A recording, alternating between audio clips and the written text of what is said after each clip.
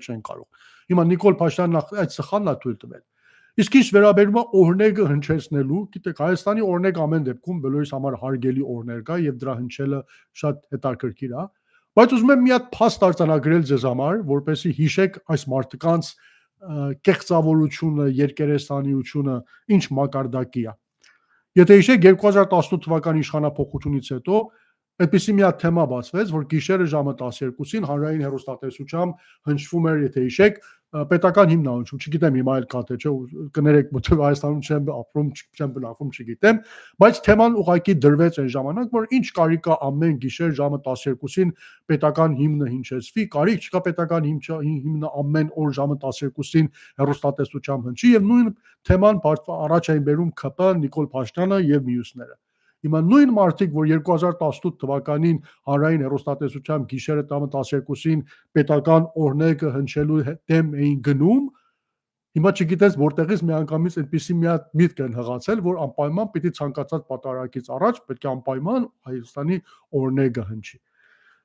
Կարծում եմ արդեն այս մարդկանց ծիծաղելիությունը, անսկզբունքայնությունը եւ գիշերը քնեն առավոտյան մի բան մտածեն, այդպես ասած իրենց հայրենասեր ցույց տալու համար, կարծում եմ բոլորի համար խիստ ակնհայտ է։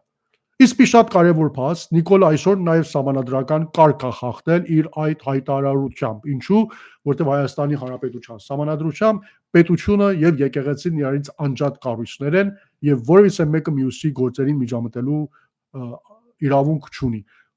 Եվ Նիկոլ Փաշինյանը թեև արդեն վերջի շրջանում բազմաթիվ անգամներ այդ միջամտությունը կատարել եւ այդ սահմանադրությունը խախտել, այսօր կրկին անգամ խախտեց եւ հիմա արդեն գործը ասել այնտեղ, որ եկեղեցական մեկ արարողակարգի համար ինքը ձևաչափ է ճշտում, վաղն էլ ասելու, այսինչ շարական այստեղ մի երկեք, այնինչ շարական այնտեղ երկեք, կամ պատարակի ժամանակ այսինչ պատարակը պետք է հնչի, այնինչ պատարակը չպետք է հնչի, թեև արդեն տեսնում եք Գարեգին Վահապարի անունը որոշ տեղեր հանելով նույն գործը անում է։ Սա ցինիզմի գագաթնակետն է, որ այս մարդիկ հասնել են եւ ասում եմ գնալով ցանկացած իրենց ամեն մեկ քայլով իրենց դնում են խայտարակ վիճակի մեջ եւ ցավոք սրտի կարծում եմ որ մարդիկ հիշողություն չունեն, բայց դե 2018 թվականի իրենց այդ քայլերը մեր բոլորի աչքի առաջ կան, այնպես չի որ մենք հիշողություն չունենք, չենք հիշում որ իրենք այս նույն պետական հիմն ուզում էին հանել հեռուստատեսությունից որպեսզի գիշերը ժամը 12-ին չհնչի, իսկ հիմա